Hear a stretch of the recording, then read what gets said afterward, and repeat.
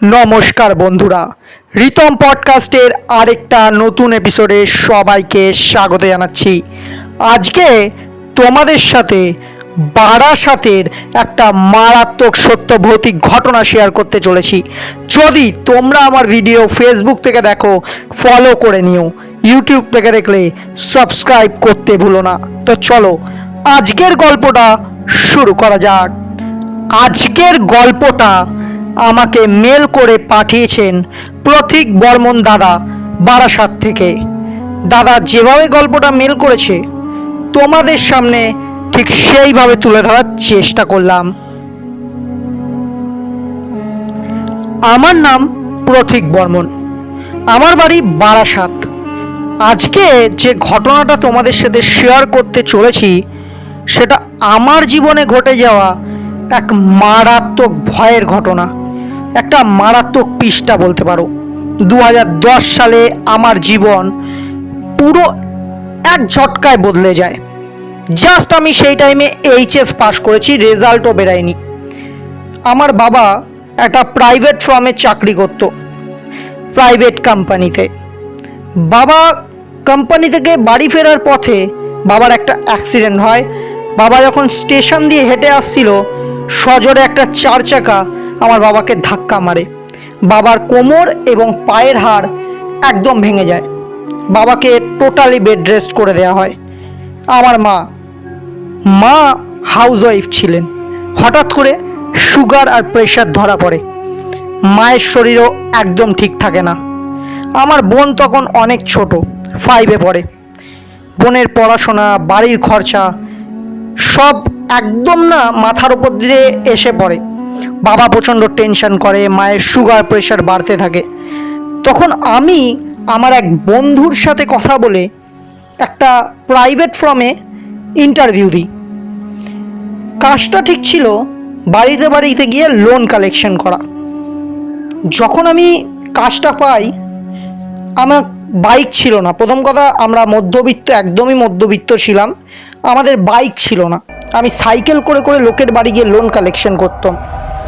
তো লোকে আমাকে অনেক রকম প্রবলেম বলতো। কারো বাড়িতে শরীর খারাপ, কারো ক্যান্সার হয়েছে বাড়ির লোকের, তারা টাকা দিত না। যখন আমি অফিসে আসতাম, কিছু ক্যাশ কালেক্ট করে আমাকে নোংরা নোংরা ভাষায় গালাগালি দেওয়া হতো, আমাকে জানা তাই বলা হতো। এইভাবে চলছিল আমার দিন। এক টাইমে আমিও প্রচণ্ড ফ্রাস্ট্রেটেড হয়ে যাই। তো বারাসাত থেকে আমার বাড়ি যেই জায়গাটায়, তা আমার বাড়ির 1 কিলোমিটার দূরে না একটা খুব সুন্দর পুকুর আছে। সন্ধ্যাবেলায় পুকুর পাড়টা একদম নির্জন থাকে। তো আমি সাইকেলটা পুকুর পাড়ে রেখে, তখন কটা বাজে, 6:30। আমি পুকুর পাড়ে বসে পুকুরের মধ্যে ঢিল ছুঁড়ছি আর একভাবে পুকুর পাড়টার দিকে তাকিয়ে আছি। চিন্তা করছিলাম কিছু, কি করব, চাকরিটা ছেড়ে দেব নাকি চাকরিটাতে এরম পড়ে পড়ে গালাগালি খাবো? ওরা কি আদৌ আমাকে স্যালারি দেবে? বাবার শরীর কবে ঠিক হবে? মায়ের চিন্তা, বোনের চিন্তা, অনেক কিছু করছিলাম। হঠাৎ করে নাকের মধ্যে একটা প্রচণ্ড দুর্গন্ধ আসে। প্রচণ্ড দুর্গন্ধ, একদম মানে মাছ যেমন পচে গেলে এমন একটা গন্ধ আসে না, ওরম একটা গন্ধ। আমি হয়তো ভাবি পুকুরটা পচে গেছে, মাছ ফাছ মরে গেছে, ওই জন্য আমি উঠে বেরাবো। হঠাৎ করে নাই ওই 22-23 বছরের একটা মেয়ে আমার পাশে এসে বসে, আমার থেকে বয়সে বড়। আমাকে এসে বলে, এখানটা খুব শান্ত বলো? আমি বলি, হ্যাঁ অনেক শান্ত। আচ্ছা, এত সন্ধ্যাবেলা আপনি এখানে কি করছেন? আমাকে বলে, আমার জীবনে অনেক কষ্ট। আমি বললাম, কি কষ্ট আপনার? মেয়ে ছেলেটা উত্তর দিল, আমি শান্তিতে নেই, আমার মনের কষ্ট কেউ বোঝে না। মেয়েটার সাথে এরম কনভারসেশন চলছিল প্রায় আধ ঘন্টা আমরা কথা বলি। ও আমাকে জানায় ওর বাবার খুব শরীর খারাপ, ওর মায়েরও শরীর খারাপ, ও দুজনে একমাত্র মেয়ে। বাবা আর মা প্রচণ্ড কষ্টে আছে। কিসের জন্য কষ্টে আছে অত কিছু আমি আর ডিটেলে গেলাম না। তো এরম কথা বলে না আমি বেরিয়ে আসলাম। বিশ্বাস করবে না, তার পরের দিন আমি নিজে 8 লাখ টাকা লোন কালেকশন করেছি। আমার বাবা হালকা হালকা সুস্থ হতে শুরু করলো, মায়ের শরীর ঠিক হয়ে গেল। আমি কোনোভাবে ভাবলাম ওই যে মেয়েটার সাথে আমার দেখা হয়েছিল, ওই মেয়েটা আমার জন্য খুব লাকি। কিন্তু এটাই যে আমার জীবনের ভুল আমি বুঝতে পারিনি। আমি আবার এক সন্ধ্যা শনিবার আমি আবার ওই পুকুর পাড়ে যাই ঠিক 7:30টার সময়। গিয়ে অনেকক্ষণ দাঁড়িয়ে রয়েছি। হ্যাঁ, সবাই হয়তো ভাবছে যে আমি চিন্তায় দাঁড়িয়ে রয়েছি। না, আমি একমাত্র জানতাম আমি ওই মেয়েটার সাথে দেখা করতে গেছি, ওই মেয়েটাকে থ্যাংক ইউ জানাতে গেছি। ঠিক অনেকক্ষণ দাঁড়ালাম, প্রায় ওই 7:45-8টা বাজে। মেয়েটা এলো না। আমি সাইকেলটা স্ট্যান্ড তুলে বেরাতে যাব, হট করে পেছন থেকে একটা আওয়াজ এলো। কি হলো, চলে যাচ্ছ আজকে? খুব তাড়া নাকি? আমি পেছন ঘুরে দেখলাম, আরে এটা তো সেই মেয়ে। আর ড্রেসটা মেয়েটার দেখলাম সেই আগের দিনেরই। আমি বললাম, হ্যাঁ এই এসছিলাম আর কি। মেয়েটা আমাকে বলল, আমার জন্য ওয়েট করছিলে বুঝি? আমি মেয়েটাকে বললাম, না না, তোমার জন্য কেন ওয়েট করব, আমি জাস্ট নর্মালি এসছিলাম। মেয়েটা না একটা অট্ট হাসি দিল আর বলল, বলো বলো কি হয়েছে? আমি উত্তর দিলাম, না মানে তোমার সাথে দেখা হওয়ার পরে না আমার দিন খুব ভালো যায়, তাই আমি আবার আসলাম আজকে। মেয়েটা হেসে বলল, তাও তো ভালো, তোমার জন্য তো আমি লাকি। তো এরম কথাবার্তা আবার আধ ঘন্টা মতো হলো। আমি 8:30 পৌনে 9টার দিকে ওখান থেকে বেরিয়ে গেলাম। আবার সেম, আমি ভালো কালেকশন করছি, আমি স্যালারি পেলাম, আমি বাবা মা আস্তে আস্তে সুস্থ হয়ে যাচ্ছে, বাড়িতে আবার হাসি খুশিতে ভরে যাচ্ছে। আমি মেয়েটাকে এইবার ঠিক করলাম আমি মেয়েটাকে প্রপোজ করব। যেহেতু মেয়েটা আমার থেকে বড়, তাও আমি চলে গেলাম আবার পুকুর পাড়ে। এইবার না আমার কেরম একটা গাটা ভার হয়ে গেল। আমি এবার চিৎকার করে ডাকতে বললাম, কি হলো, কেউ আছেন এখানে? হঠাৎ করে পেছন থেকে কেউ একটা বলে উঠল, কিন্তু পেছনে আমার কেউ ছিল না। আমি যেখান দিয়ে এসছি কেউ ক্রসও করেনি। কি হলো, আমাকে খুঁজছেন? পেছন ঘুরে দেখলাম, আরে এটা তো সেই মেয়েটা। আমি বললাম, হ্যাঁ হ্যাঁ হ্যাঁ, তোমাকেই খুঁজছি, তোমাকে কিছু বলার ছিল আমার। মেয়েটা বলল, বলো কি বলবে তুমি? আমি মেয়েটাকে বললাম, আসলে না তুমি আমার জন্য খুব লাকি, কি করে বলবো কথাটা বুঝতে পারছি না। মেয়েটা বলল, বলো না, বলতেই হবে তোমাকে, কি বলতে চাও তুমি? আমি মেয়েটাকে এবার ক্লিয়ার বলে দিলাম, দেখো আসলে আমি তোমায় পছন্দ করি। আমি জানি তুমি আমার থেকে বয়সে হয়তো 1-2 বছরের বড়, তবুও তোমার যদি মনের মধ্যে কিছু না থেকে থাকে। মেয়েটা আমায় হেসে বলল, দুদিনের ভালোবাসা, আবার তো তুমিও ছেড়ে চলে যাবে আমাকে। আমি বললাম, কেন যাবো তোমায় ছেড়ে? আমি সারা জীবন তোমার সাথে থাকবো। মেয়েটা আমাকে জড়িয়ে ধরলো। বিশ্বাস করবে না, মেয়েটা যখন আমায় জড়িয়ে ধরলো আমার চারিদিক নিস্তব্ধ হয়ে গেল। মনে হচ্ছে না কেউ বরফ থেকে বেরিয়ে আমাকে জড়িয়ে ধরলো। আমার সারা গা ঠান্ডা হয়ে গেল। কোনো রকম আমরা 10-15 মিনিট ওখানে বসে আমি বেরিয়ে গেলাম। বেরিয়ে যাওয়ার পর আমি ডিরেক্ট গেলাম আমার বাড়িতে। আমি জানি না কি হলো, আমি আমার বাবা আর মাকে মেয়েটার ব্যাপারে সব বলে দিলাম। বাবা আর মা কিছু বললো না।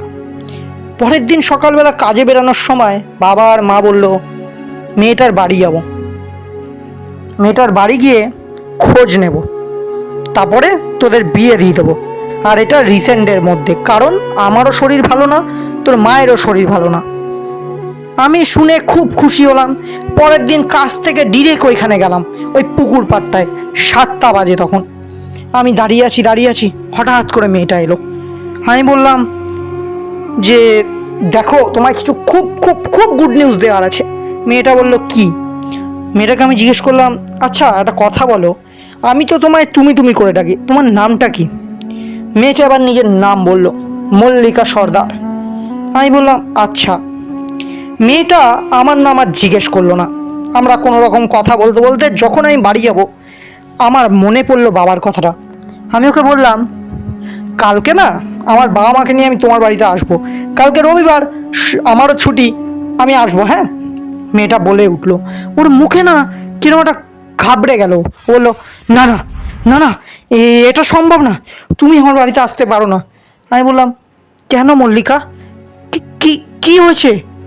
মেয়েটা বলে উঠলো, তুমি আমার বাড়ি এলে আমায় আর তুমি বিয়ে করবে না, তুমি আমায় আর আসবে না আমার কাছে। আমি বললাম, পাগল হয়ে গেছো নাকি মল্লিকা, তোমার বাড়িতে আমাকে যেতেই হবে, নাহলে আমাদের বিয়ে ঠিক হবে কি করে? তুমি আমার সাথে কি ভালোবাসার নাটক করছো? ঠিক করে বলো। মেয়েটা কোনো দিকে না তাকিয়ে বাড়ি চলে গেল, দৌড়াতে লাগলো জঙ্গলের ভেতর দিয়ে। আমি আর ওর দিকে গেলাম না, সাইকেল নিয়ে বাড়ি গেলাম। প্রচণ্ড মুড অফ ছিল, খাওয়া দাওয়া বন্ধ করে দিলাম, রাতে কান্না শুরু করে দিলাম। পরের দিন আবার পুকুর পাড়ে গেলাম, গিয়ে দেখলাম না, আজকে আর মেয়েটা এলো না। আমি না কিরম একটা ভয় পেয়ে গেলাম। ও কি তাহলে আমার সাথে নাটক করছিল? এ কি হয়ে গেল আমার সাথে? আমি সঙ্গে সঙ্গে বাড়িতে গেলাম, বাড়ি গিয়ে বাবা মাকে সব বললাম, হাউ মাউ করে কাঁদতে কাঁদতে। পরের দিন আমার এক পিসি, আমার মা, আমার ছোট বোন, বাবার যেহেতু শরীর খারাপ বাবা যেতে পারেনি, আরেকটা জেঠু, সবাই মিলে গেলাম মেয়েটার বাড়ির খোঁজে। পুকুরের চারিপাশে মল্লিকা মল্লিকা বলার পরে কেউ বলতে পারলো না ওর বাড়ির অ্যাড্রেস। চলে আসার সময় এক ঠাকুমা বলল, মল্লিকা বলে একটা মেয়ে থাকতো, ওর ভালো নাম মল্লিকা, আর ওর নিকনেম হচ্ছে মিঠু। তো আমরা কোনো রকম একটা তো হদিশ পেয়েছি, ওই বাড়িটায় গেলাম। গিয়ে দেখলাম একটা বয়স্ক মানুষ কাস্তে কাস্তে বেরালো। কি ব্যাপার, কে তোমরা? আমি বললাম, মল্লিকা আছে। উনি না চোখ বড় বড় করে আমার দিকে তাকালো, কি বলছো তুমি এসব? তারপর একজন মহিলা বেরিয়ে আসলো, মহিলাটা যথেষ্ট বয়স, উনিও কাস্তে কাস্তে বলল, কি ব্যাপার বাবা, কি চাই? আমি আবারও বললাম, মল্লিকা আছে, মল্লিকা। উনি বলে উঠলো, তুমি কার খোঁজ করছো, মিষ্টু? আমি বললাম, হ্যাঁ মিষ্টু, মল্লিকা আছে। উনি বলে উঠলো, তুমি কি অসুস্থ বাবা? এইবার আমার সাথে যে জেঠু গেছিলেন উনি বলে উঠলেন, সরো তো তুমি, সরো। আচ্ছা ঠাকুমা, এখানে কি মল্লিকা বলে কেউ থাকে? ওই বয়স্ক মহিলাটা যে উত্তরটা দিল সেটা শুনে আমার পায়ের থেকে একদম মাটি সরে গেল। বয়স্ক মহিলাটা বলল, একটু ভেতরে আসো তোমরা। আমার জেঠু ভেতরে গেল, তার পেছন পেছন আমি গেলাম। বলল, একে খুঁজছো তোমরা? বলে না হাতটা দেয়ালের দিকে দেখালো। আমি দেয়ালের দিকে দেখতেই দেখলাম মল্লিকার ছবি দেয়ালে টানানো ফুলের মালা দিয়ে। আমি বললাম, এসব কি? উনি বলল, আজ থেকে 5 বছর আগে আমার মেয়ে মারা গেছে। আমি শুনে প্রচণ্ড অবাক হয়ে গেলাম। আমি বললাম, হতে পারে না, ও রোজ আমার সাথে সন্ধ্যাবেলা দেখা করে পুকুর পাড়ে।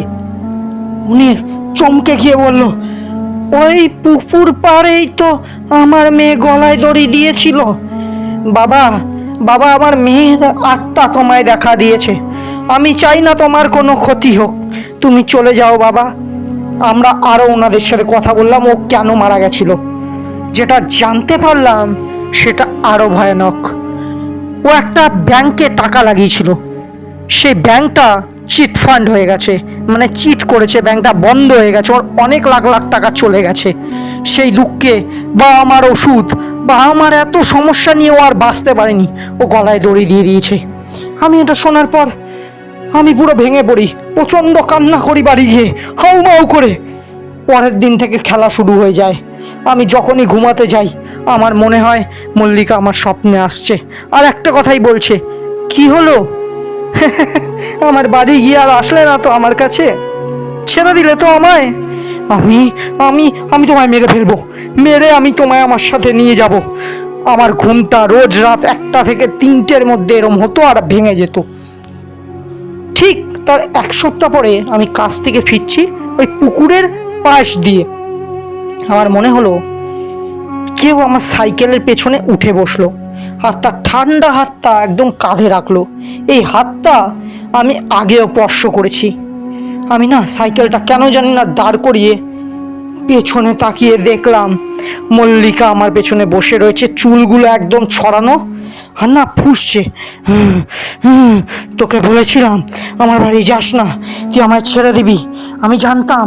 আমি সাইকেল ফেলে চিৎকার করতে থাকি, মল্লিকা, মল্লিকা, আমাদের কিছু হতে পারে না, তুমি যে বেঁচে নেই। ও বলতে থাকলো, তাহলে একটা কাজ কর, হ্যাঁ হ্যাঁ, তুইও মরে যা, তুই তুই তুই তুই তুই মরে গেলে হ্যাঁ হ্যাঁ হ্যাঁ সব ঠিক হয়ে যাবে, তুই আমার, তুই আমার, বলে ও তেড়ে আসলো আমার দিকে। আমার যখন চোখ খুললো আমি বাড়িতে শুয়ে, চারিদিকে লোক আমাকে ঘেরা, আমার মাথায় একটা ব্যান্ডেজ করা। রাস্তার লোক বলছে আমি সাইকেল থেকে পড়ে গিয়ে আমার মাথা ফেটে গেছে। আমি যখন ঘুমাচ্ছি রাতে, সেই রাতেই একটা বিরাট ভয়ানক ঘটনা ঘটে। আমার রুমের মধ্যে আমার মনে হলো ঠিক একটার সময় কেউ একটা ঢুকলো আর আমার ঘুমটা ভেঙে গেল। আমি উঠে দেখলাম না, কেউ নেই। হঠাৎ করে আমার মনে হলো যে কেউ আমার ঘরটার মধ্যে ঘোরাঘুরি করছে। আমার সাথে অ্যাটাচ আর একটা ঘর আছে, সেটাতে বাবা মা থাকে, আমাদের টিনের ঘর। তো মেয়েটা এদিক ওদিক করছে, এটা যে একটা মেয়ে আমি বুঝতে পারছি, কারণ ওর নুপুরের আওয়াজ পাওয়া যাচ্ছে। আমি না প্রচণ্ড ভয়, একদম জড়সড় হয়ে কোনায় চলে গেলাম। হঠাৎ করে একটা সাদা ধুয়ো এদিক থেকে ওদিক গেল, আর না সেই সাদা ধুয়োটা মল্লিকাকে একদম তুলে ধরলো। ও এসে একদম লাল চোখ করে আমাকে বলতে লাগলো, পুকুর পাড়ে চ, পুকুর পাড়ে চ, তোকে গলায় দড়ি দিতে হবে, পুকুর পাড়ে চ। আমি প্রচণ্ড চিৎকার করে উঠলাম। আমার চিৎকার শুনে বাবা মা দৌড়ে এলো। এইটা দেখার পর আমার মা বাবা বুঝতে পারলো আমার সাথে যেটা হচ্ছে ঠিক হচ্ছে না। সঙ্গে সঙ্গে পরের দিন ভোরবেলা এক তান্ত্রিককে খবর দেওয়া হলো। উনি এসে আমায় দেখেই বলল, ওই মেয়েটা তোকে এত তাড়াতাড়ি ছাড়বে না, একটা কাজ কর, আমি একটা যজ্ঞর ব্যবস্থা করছি। সেই যজ্ঞর পরে একটা ছাই দেওয়া হবে, তুই ওকে ওই পুকুরে ফেলে দিবি, ওই ছাই ফেলে পেছন ঘুরে আর তাকাবি না, আর আমি তোকে বন্ধন করার ব্যবস্থা করছি। আমার বাড়িতে পরের দিন বিশাল বড় একটা যজ্ঞ হলো। ওই গরম ছাই আমি হাতে করে নিয়ে গিয়ে, আমার সাথে আমার দুটো বন্ধু গেছিলো আর এক জেঠু গেছিলো। আমি ওই ছাইটা পুকুরে ফেললে আর পেছনের দিকে তাকালাম না। কিন্তু বিশ্বাস করো, আরেকটা সাংঘাতিক জিনিস ওই পুকুরে ঘটে। আমি যেই ছাইটা ফেললাম, ফেলে পেছন ঘুরে হনন করে চলে যাচ্ছি, একটা চিৎকার শুধু আমি শুনতে পাচ্ছি, যেও না, যেও না আমায় ছেড়ে, দয়া করো আমায় ছেড়ে যেও না। ব্যাস, আমি বাড়ি এলাম, আমাকে একটা তাগা দেয়া হলো। আমাকে বলল একটা মন্ত্র, যে মন্ত্রটা আমি ভয় পেলেই যেন বিড়বিড় করে বলি। আর আমি না যতবার ওই পুকুরের পাশ দিয়ে আসতাম, আমার মনে হতো কেউ একটা আমার পেছন করছে। আর আমি যখনই মন্ত্রটা পড়তাম, আমার গা হালকা হয়ে যেত। এরম করে প্রায় 2-3 মাস চলেছে। তারপর আস্তে আস্তে আমি নর্মাল হয়ে যাই। তারপরে এখন আমি একটা ভালো জায়গায় চাকরি করি। আমার বাবা আজ থেকে 2025-এ দাঁড়িয়ে 3 বছর আগে আমার বাবা মারা যায়, তার আগে মাও মারা যায়। আমার বোন এখন একটা ভালো জায়গায় চাকরি করে, আমিও বিবাহিত। তো এই ছিল আমার লাইফের গল্প। যদি ভালো লেগে থাকে অবশ্যই পড়ে শুনিও। তো প্রথমে বলি, আজকে যে গল্পটা দাদা শেয়ার করলো, অসাধারণ লেগেছে আমার, দারুণ। যদি তোমাদেরও গল্পটা ভালো লেগে থাকে, লাইক শেয়ার সাবস্ক্রাইব করো, আর কমেন্টে জানাও দাদার গল্পটা তোমাদের কিরম লেগেছে, ভালো লেগেছে না খারাপ লেগেছে। আর হ্যাঁ, যদি ভালো লেগে থাকে শেয়ার করে বন্ধুদের ভয় পাওয়ার একটা সুযোগ করে দিও। আজকের জন্য এইটুকু। দেখা হচ্ছে অন্য কোনো গল্পের সাথে, আবার নতুন করে ভয় পাওয়াতে ফিরে আসবো। আজকের জন্য এইটুকু, টাটা।